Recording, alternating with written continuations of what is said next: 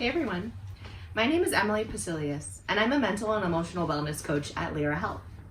Welcome to Let's Talk About That, the show where every week a Lyra coach, like myself, answers one of your top questions about mental health and well-being. This week, let's talk about practicing willingness during uncertain times. Let me start by asking you something. What's your favorite board game? Almost every time that my family and I are together, we play this game called Farkle. It's a simple dice game, and it calls upon randomness, timing, and luck. And I love it. But between you and me, I also love when I win. Still, often I find that it's the back and forth when stakes are high that can make the game extra engaging and memorable. What if I were to tell you that every single time you played your favorite game with your friends and your family, without a shade of doubt, you would win? And not only would you win every single time, but you also had to play it every day. What do you think would happen then? I'm imagining that you would say it would get boring, right? Uncertainty is a key component of board games, and that lightness and fun, playfulness together. And so what could be possible if you could also see that uncertainty is a part of the challenges and difficulties in life as well? So today, I'm here to talk with you a little bit more about those stresses that can come with uncertainty. And I also want to offer you some ideas of how to engage with the unknown. You, like myself and so many of our clients here at Lyra, are presently encountering a lot of ambiguity. Now, stress is an inevitable component of life. Every single one of us has had and will experience challenges that bring stress. So this could include facing our fears, standing up for yourself, having a difficult conversation for something that you believe in. It could mean aging, facing some kind of sickness in your life, and even facing death. I know, whoa, I'm broaching on a big topic, but what if we actually went there together? What's the common denominator that you see amongst all these difficulties? I see it as this inability to fully control all of life's events. Just like I don't actually know which dice I'll roll every single time I play Farkle, it's impossible to be able to roll all the dice in your life every single way that you want it all the time. You won't be able to predict how your wife will feel, what your child will do today, what your coworker thinks about you, how your mother might respond when you say something. And that even though we as humans are wired for certainty to some extent, and we might want that, there must also be uncertainty. And that's just a fact of life. But sometimes when things are extra unpredictable, like right now in this global pandemic, right, it's a time of so much change, we might want to tightly grip on what we think we can control, and in turn start to deny what's uncomfortable. So have you ever pushed down a feeling or pretended it wasn't there in an effort to avoid it? Maybe that's just me. But if it could include you, or ever has been you, I say join the club. What I mean by that is part of being human includes those moments of resistance and denying and doubt and wishing. For most of us, discomfort is woven into uncertainty. Feelings like fear or shame, judgment, they can lead us to feeling even more alone and disconnected. So to help us work through these tough and inevitable moments, acceptance is a helpful principle that we use at Lyra Health. So what is acceptance? I like to call it as this ongoing process to be willing to be with your thoughts and feelings and circumstances as they are.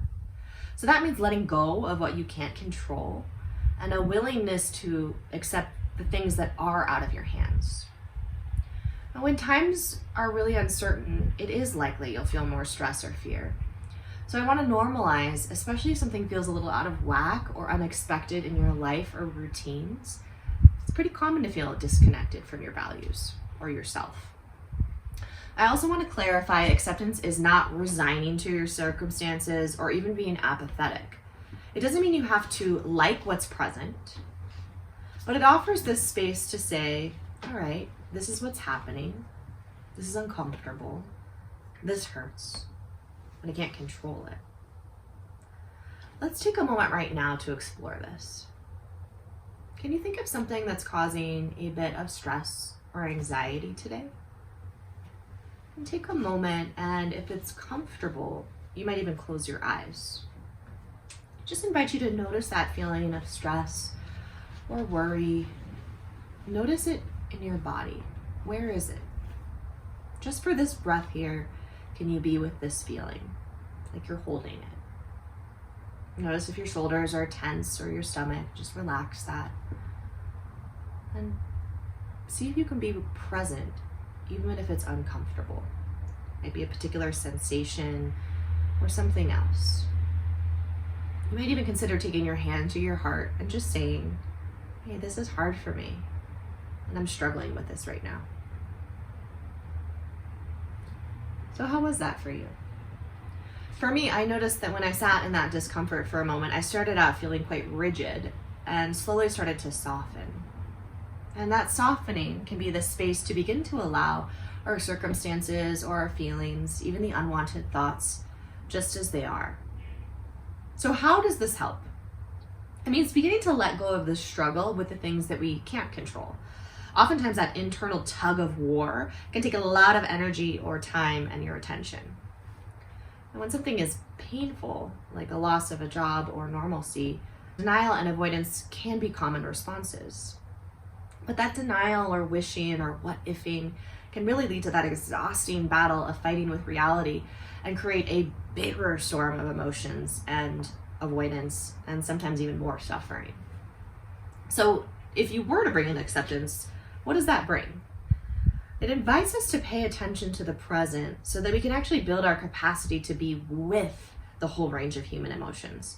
And that can also help us to gain more clarity on what hurts, so we can start to notice what values we have that are being stomped on. Uncertainty can threaten something you care about. So noticing those feelings underneath that can direct you to consider what are the values that you hold close to you, and how can you start to put your attention on what it is that you do care about. I'd also like to name, if you notice yourself struggling, it could also be an opportunity to ask for some help or support.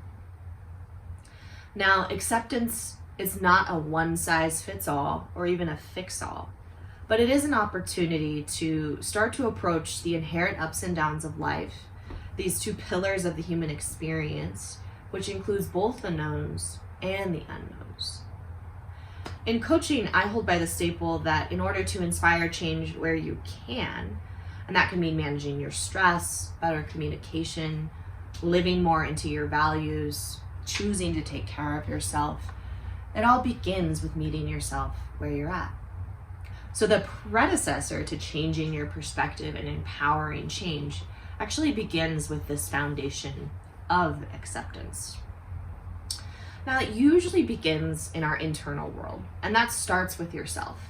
It can be so easy to sit here and point out what it is that your neighbor or your coworker or your partner isn't doing to practice acceptance. So I actually challenge you to start here and now with yourself. What's one way that you can practice acceptance in your own life today? It can be a small moment of starting to allow or let go of the grip and noticing what is. Some ideas could be practicing some self-compassion when things are tough, being kind to yourself. It could be pausing for a moment and beginning to relax into what is, so that you can accept all that life has to offer and not just your preferences, where it includes the good, the bad, the ugly, the known, the unknown. And while that might all be easier said than done, that's why it's a practice, right? It's a gentle returning and willingness. So thank you so much for watching, and make sure to tune in next week for another episode of Let's Talk About That. And if you have a mental health related question that you'd like us to cover next, please let us know in the comment box that's linked below. Thanks.